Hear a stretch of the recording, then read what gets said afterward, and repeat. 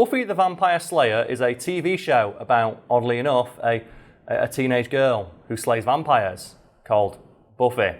A rating smash and cultural touchstone for an entire generation, the show was lauded for its writing, direction, and the impressive amount of f***able vampires it contained. Vampires that the HD remaster of the show made look like they should be bursting into flames in every other scene.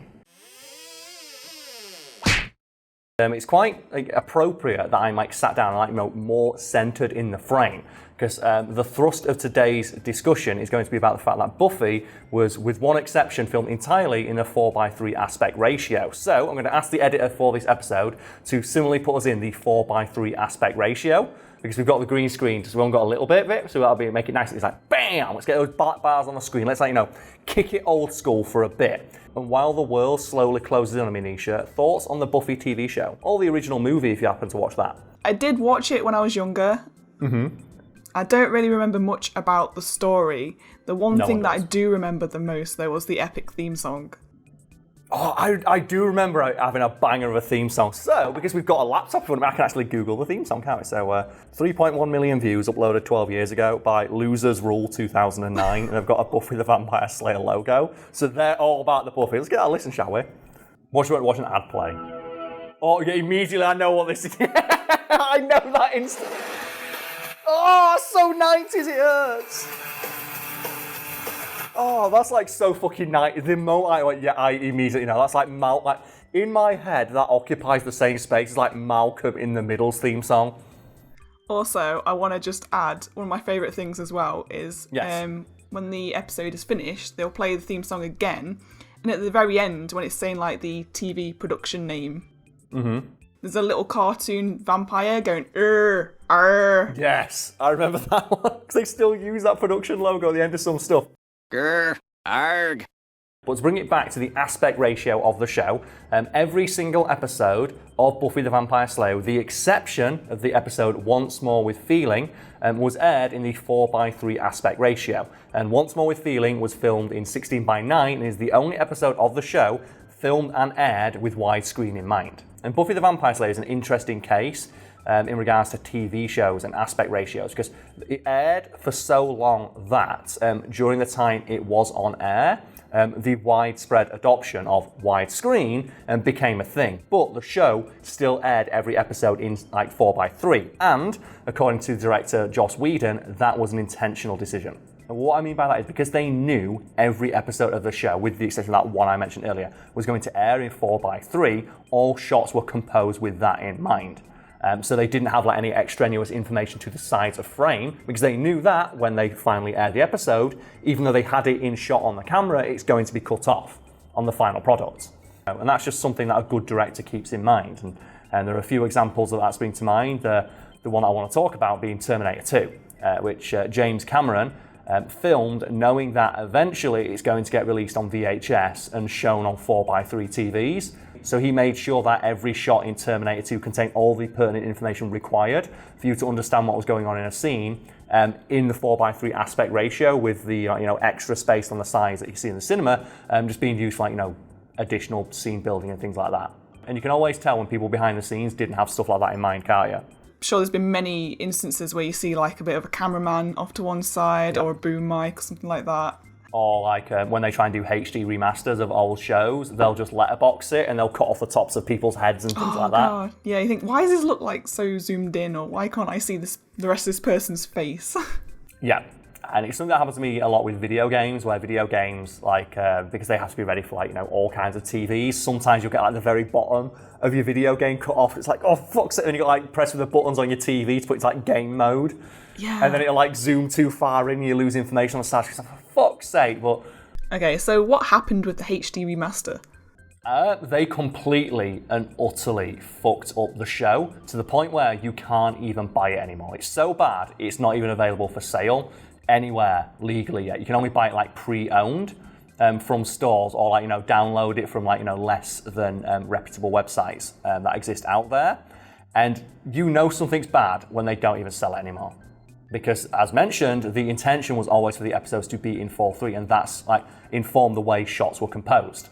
And For starters, like with early episodes, they just did what we mentioned earlier. They just put the black bars at the top and bottom of the screen, which resulted in just a lot of people having the tops of their heads cut off, which was one, annoying, and two, resulted in a lot of information that you were supposed to see being cut off, because as mentioned, this show was specifically designed to be watched in this aspect ratio.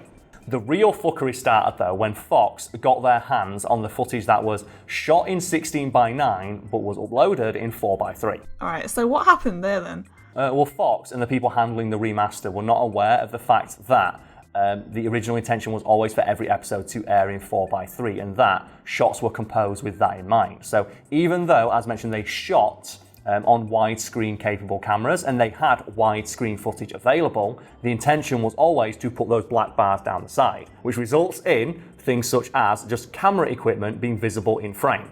Like there's an episode where they're in Buffy's room and you could just see some camera equipment off to the side, because when they aired the show originally, well, that's not going to be there. You're going to have the black bar covering that up, but they had the 16:9 footage and just put that in the episode. Oh my god.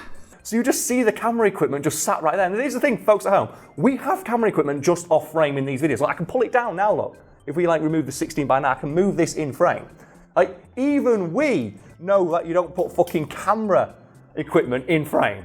And we're fucking idiots. But it gets even funnier when just you have crew members also in shot who are just stood off to the side. And obviously they were in frame when they filmed that scene. But because they knew it was going to air in 4:3. Like, it's fine, you are not in the danger zone to be seen on camera. You're all right, just stand there and do what you need to do. But they got the footage 6:9, put it in. Just crew member stood there in a scene where they're discussing secret vampire shit. You just see him, he's just there. But Nisha gets just a little bit better because in Buffy the Vampire Slayer, they have that thing happen in movies that happens a lot where a character is taunting someone from off screen. You know that moment, that famous moment you get in films where it's someone walks off of frame and disappears and where are they? And you can hear them talking to you. It's God, where are they? That happens in Buffy the Vampire Slayer, and the actor just stepped into the area of frame where the black bars would be. And then they had that footage, they remastered it. So the actual remaster, you have Buffy going, who's that? Where's that voice coming from? And the actor stood right there. Stood there. He's just stood there. He's just a fucking vampire. He's right next to her. I think that's scary though, because that means the vampire is invisible, but only to Buffy. That's a hell of a good power for a vampire. I'm invisible, but only to Buffy. Yeah, invisible to the chosen one. It's so good. But Nisha, it gets just a little bit better. How? Well, this is a show about vampires, right? Right. Right. What are vampires generally weak to, stereotypically? There's no wrong answer here. Just just go through the general weaknesses for a vampire with me. Sunlight, isn't it? Sunlight, yeah, that's the main one. Garlic. A cross. Yeah. Wesley Snipes. Sunlight's the main one. Sunlight is literal death sentence for a vampire in almost every form of media in which they exist. I want you to keep that in mind, Nisha. Now, so you can see the original article, right? In front of you? So I want you to scroll down until you see just a silhouette of the vampire Angel. Oh, yeah. Angel. There he is. You can see him, yeah? And what do you see in that scene, Nisha? And just describe, the shot that you see. Well, he stood at the window with some blinds, and he looks pretty dark. Yeah, and... almost like a silhouette. And whilst that scene is ostensibly set at night, it was filmed during the day. And Nisha Jones was explain why that's the case. People are wondering, why would you not film a scene set at night? Obviously, it's a lot easier to darken footage than it is to lighten it up. So it's better to film in good lighting and then darken it in post to make it look like night. Yeah, because when you've got a lot of light or you've got good lighting, you can capture all of the detail of a scene and then you can darken it in post, as you mentioned. However, if you just had dark footage, it's incredibly difficult to then brighten that if there's mistakes. Also, when you try and film in darkness, it's really hard to get good quality. You get a lot of grain as well. Yes. So it's generally the case with almost every major production. Even minor productions, they'll film during the day and then artificially darken the footage at night, or just add a filter to it to give the illusion of night.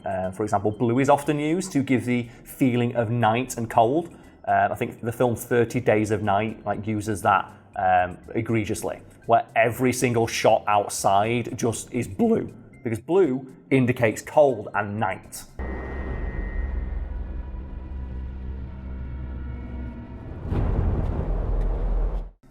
And almost every scene in that film was filmed during the day because that's how you get the most detail. And with that in mind, Nisha, I want you to scroll down now and just have a look at the same scene in the remaster. Where they've made it brighter. Yes. Much worse. Now, it's brighter because that's what the original footage looked like. So when the company handling the remaster got the footage, they colour corrected it and fixed all the brightness and thought that the darkness of that scene was a mistake. They thought, oh, well, this scene's really dark, but the original footage that we've got here shows it's been during the day. That's obviously a mistake. Let's, correct it and give them the proper lighting. The problem is that character is a vampire. So he's in the scene in the remaster, he's staring out of the window saying, wow, it's really dark out, or something like that, as the sunlight's beaming directly into his eyeballs. Somebody has to. Well, what does your family think of your career choice? They're dead. The character is a vampire, because I think that's the episode where Angel sleeps over at Buffy's house. He's got a shot of him on the floor.